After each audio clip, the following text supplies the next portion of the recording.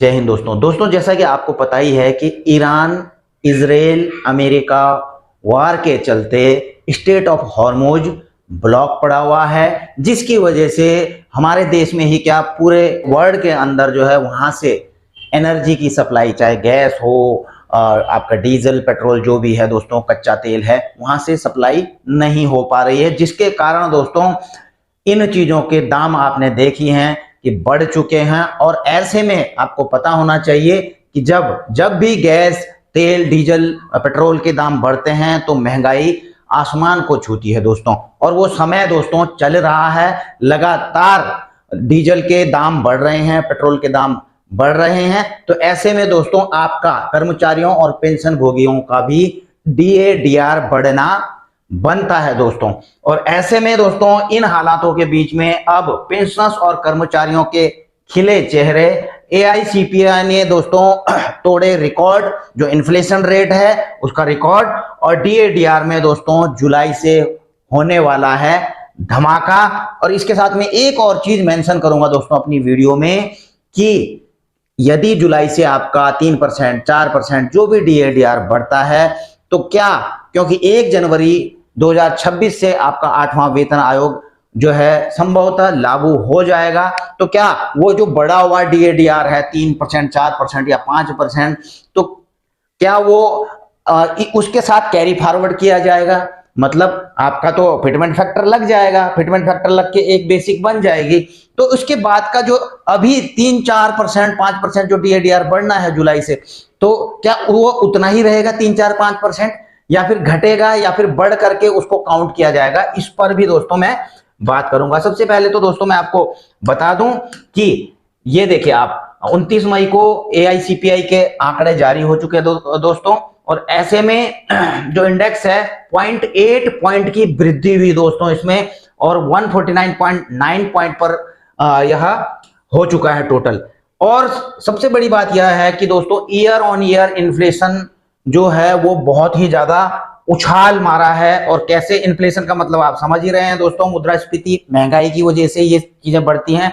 पिछले अप्रैल में दोस्तों अगर आप देखेंगे, यानी कि जो तुलना होती है दोस्तों वो ईयर टू ईयर चलती है, मतलब पिछले अप्रैल का इस अप्रैल में, पिछले मार्च का इस अप्रैल की, पिछले मार्च में कितना था, इस मार्च में कितना है, पिछले अप्रैल में कितना था, इस मार्च अप्रैल में कितना है। तो पिछले अप्रैल का अगर आप देखेंगे दोस्तों, इन्फ्लेशन जो रेट था वो 2.94 था, लेकिन अभी ये बढ़ करके दोस्तों ये देखिए 4.46 हो चुका परसेंट हो चुका है। अब आप खुद ही सोच सकते हैं दोस्तों इसमें कितनी ज्यादा उछाल मारा है।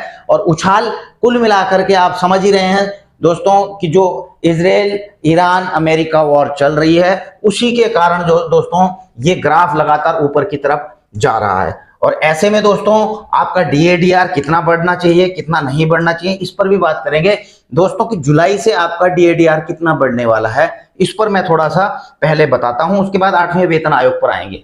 देखिए ये डीएडीआर का कैलकुलेटर है दोस्तों। सबसे पहले मैंने यह निकाला है कि अभी चल अप्रैल में हो चुका है दोस्तों 149.9 टोटल मिला करके, ठीक है। और आपका जो डीएडीआर है अप्रैल में 62.52% तक हो चुका है, ठीक है। अब इसके बाद आप देखेंगे दोस्तों मई और जून के आंकड़े आना बाकी है, जब ये आ जाएंगे तो आपका फाइनल हो जाएगा कि 1 जुलाई से आपका कितना डीएडीआर बढ़ेगा। हालांकि दोस्तों इन्होंने पूरी तरीके से तकरीबन 99% संकेत दे दिए हैं कि कितना डीएडीआर बढ़ना है, मैं आपको बता दूंगा, ठीक है। क्योंकि मैं इसको निकाल रहा हूं कि यहां पर अगर आंकड़ों में कोई बदली नहीं होता है दोस्तों, ना कम जाते हैं ना ज्यादा जाते हैं, मई में भी और जून में भी 149.9, 149 पॉइंट। तो ऐसे में हम देखते हैं दोस्तों कि जो आपका जुलाई में यानी कि जून के जो फाइनल आंकड़े आ जाएंगे उसके मुताबिक 63.51, तो पॉइंट के बाद तो काउंट होता नहीं है, तो ये बताता है कि आपका जुलाई से 63%, यानी कि अभी तो 60% है जनवरी से, तो यानी कि 3% की वृद्धि हो जानी चाहिए, हो जाएगी।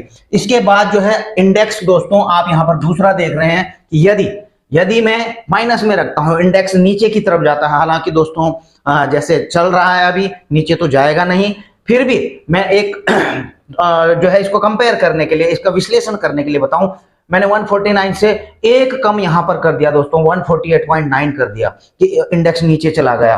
भाई इन्फ्लेशन तो मुश्किल है अभी जाना। और इसके बाद और नीचे कर दिया मैंने जून में, इससे भी कम नीचे करके फिर भी दोस्तों आपका 63.15 पर आ रहा है। यानी कि यहां पर भी ये कंफर्म कर रहा है कि यदि नीचे भी गया फिर भी आपका 3% DADR बढ़ना तय है। अब ऐसे में दोस्तों इन्फ्लेशन बढ़ जाती है, बढ़ना ही है, क्योंकि अब आप ये लगा करके चलिए अप्रैल के महीने तो जो है सरकार ने कोई तेल डीजल के दाम यहां भी नहीं बढ़ाए थे, ठीक है, उस हिसाब से भी इतना जंप मार गया। लेकिन मई के महीने तो अब बढ़ने शुरू ही हुए हैं हर जगह, ठीक है। उस समय तो आपको पता चुनाव भी थे, क्या क्या जो भी था आप सबको आपको पता है।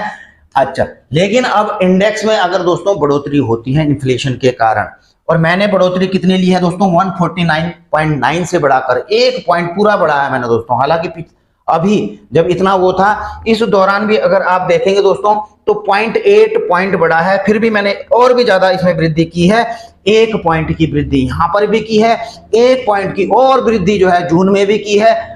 हालांकि दोस्तों मुझे लगता नहीं इतना ज्यादा होगा, फिर भी दोस्तों हो सकता है अब जून में वो तो हालात देखने पड़ेंगे, क्या हालात चल रहे हैं, कि अगर लड़ाइयां लगातार जारी ही रहती हैं तो डीजल पेट्रोल के दाम अगर ऊपर ही जाते रहते हैं कच्चे तेल के, तो हो सकता है इससे भी ऊपर चला जाए। लेकिन फिर भी मैंने जो है एक्सपेक्टेड इतना बढ़ा करके रखा है, उसके बावजूद भी आप देख रहे हैं जून के आंकड़े 63.79 पे जा रहे हैं। तो ये भी कह रहे हैं कि आपका जो है DADR 63% यानी कि 3% की बढ़ोतरी होगी। तो ये एक्सपेक्टेड है, क्योंकि दोस्तों AICPN के आंकड़े ही तय करते हैं, इसके अनुसार ही सरकार DADR तय करती है। तो इन चीजों से तो पूरी संभावनाएं तकरीबन 99% लग रही है कि आपकी जुलाई से जो है 3% ही बढ़ने वाली है। अब दोस्तों कईयों के क्योंकि ये सवाल किसी ने मेरे दिमाग में डाला था दोस्तों, इसलिए मैं इसका जवाब दे रहा हूं कि 8वें वेतन आयोग में अब DADR का क्या हो जाएगा। क्योंकि 2000, अब देखिए मैं आपको एक और चीज बताता हूं दोस्तों कि जैसे मैंने बताया कि भाई जुलाई से आपका 3% बढ़ जाएगा, तो क्या होगा 8वें वेतन आयोग में। 8वें वेतन आयोग में क्या आपका ये जो 60% है वो तो आपकी सैलरी के साथ बेसिक पेंशन के साथ में मर्ज हो जाएगा, और 3% क्या उस पर DADR लग जाएगा। आपके दिमाग में आ रहा होगा ख्याल, लेकिन दोस्तों मैं आपको बताऊं, देखिए ऐसा नहीं होता है। ये जो AICPN के आंकड़े हैं दोस्तों, ये वाले आप देख रहे हैं, इसका मानक क्या लिया गया है, 1 जनवरी 2016, यानी कि 7वां वेतन आयोग इसका मानक लिया जाता है। और यहां से 1% से वृद्धि शुरू होती थी, आपने देखा होगा, ठीक है, यहां से जो है शुरू हुआ है DADR की गणना। लेकिन दोस्तों 2026 में क्योंकि 8वां वेतन आयोग बिल्कुल हम तो यही लगा करके चल रहे हैं कि क्योंकि यही ड्यू पड़ रहा है तो यहीं से होगा। तो अगर यहां पर से होता है दोस्तों तो नए मानक होंगे दोस्तों। AICPN अपने मानक कहां से लेगा दोस्तों, 2026 से लेगा दोस्तों, वो 2016 से नहीं लेगा। तो ऐसे में क्या होगा दोस्तों, क्या आपका पहली बात तो मैं आपको बताऊं, जो जनवरी से लगा है, जनवरी तक का जो है जो DADR है वो चला जाएगा कहां, क्या वो लैप्स हो जाएगा।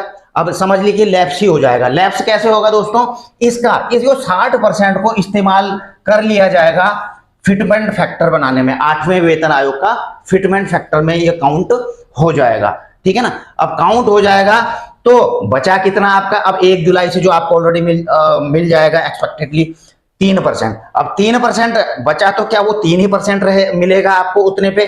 सपोज आपका जो है 18,000 सैलरी या बेसिक पेंशन था, 2 का मल्टीपल इसमें 2 फिटमेंट फैक्टर लग गया, 18 दूना 36 हो गया, 36,000 ये हो गया। तो 36,000 पे क्या 3% लगेगा, 3% नहीं दोस्तों। अभी आप ये देखना कि कई जगह जहां पे कमीशन नहीं लगे हैं, हमारा सेंट्रल गवर्नमेंट का 7वां वेतन आयोग चल रहा है, कई जगह जो है एम्प्लॉय इनको जो है 6ठे वेतन आयोग के हिसाब से ही DADR के आंकड़े आपने देखे होंगे।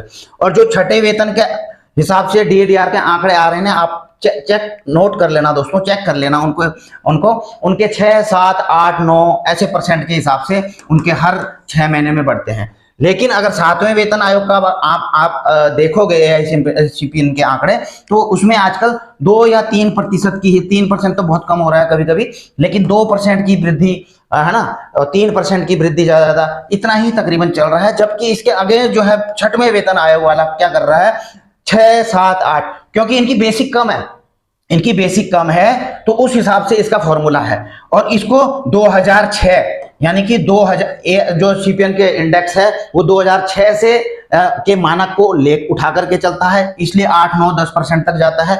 और ये जाता है 2016 के मानक को उठा करके तो 2-3% तक ही जाता है। अब ऐसे अगर 8वें वेतन आयोग में 2026 से मानक लिया जाएगा दोस्तों, तो ये 3% नहीं रहेगा, फिर 3% नहीं रहेगा, ये हो सकता है 1% आ जाए, 1.5% आ जाए, 2% आ जाए, जैसे इस प्रकार, जैसे यहां पर हो रहा है ना दोस्तों, वो इसी प्रकार से ये आएगा। तो 3% तो नहीं रहेगा। जो पिछले हिसाब किताब है, जो पिछले जो ये हैं, इनके हिसाब से मैं आपको ये बता रहा हूं। अब कितना होगा एग्जैक्टली अभी मैं कुछ नहीं बता पाऊंगा, लेकिन मैं आपको ये बताना चाह रहा हूं, आपका ये डाउट दूर करना चाह रहा हूं कि सपोज 3% 7वें वेतन आयोग से बढ़ रहा है, तो 8वें में 3% नहीं रहेगा वो, ठीक है। जब मर्ज होगा तो तब आपको पता लग जाएगा, जब 8वां वेतन आयोग आएगा, कि जुलाई से आपको कितना डीएडीआर मिला है। अगर ये सारी प्रक्रियाएं 8वें वेतन आयोग में जैसे पिछले पे कमीशन में चली हैं, तो ये मैंने आपको बता दिया है। बाकी पे कमीशन की जब रिपोर्ट आएगी, है ना, उसके बाद क्या कुछ नहीं, कहीं नया ही वेतन आयोग कुछ नया ही फॉर्मूला तो नहीं लेकर के आ गया, वो सारी चीजें बाद में देखने लायक होंगी। बाकी दोस्तों आपकी क्या राय है कमेंट बॉक्स में लिख सकते हैं। हाँ, मेरे डिस्क्रिप्शन में फेसबुक पेज का भी मेरे लिंक डाला हुआ है, आप उसको भी फॉलो कर सकते हैं, वीडियो को लाइक कर सकते हैं, शेयर कर सकते हैं, अन्य दोस्तों को हाइप भी कर सकते हैं। चैनल में नए हैं तो चैनल को सब्सक्राइब करके बेल आइकन का घंटा दबा सकते हैं। जल्द मिलेंगे नई वीडियो में नई जानकारी के साथ। जय हिंद।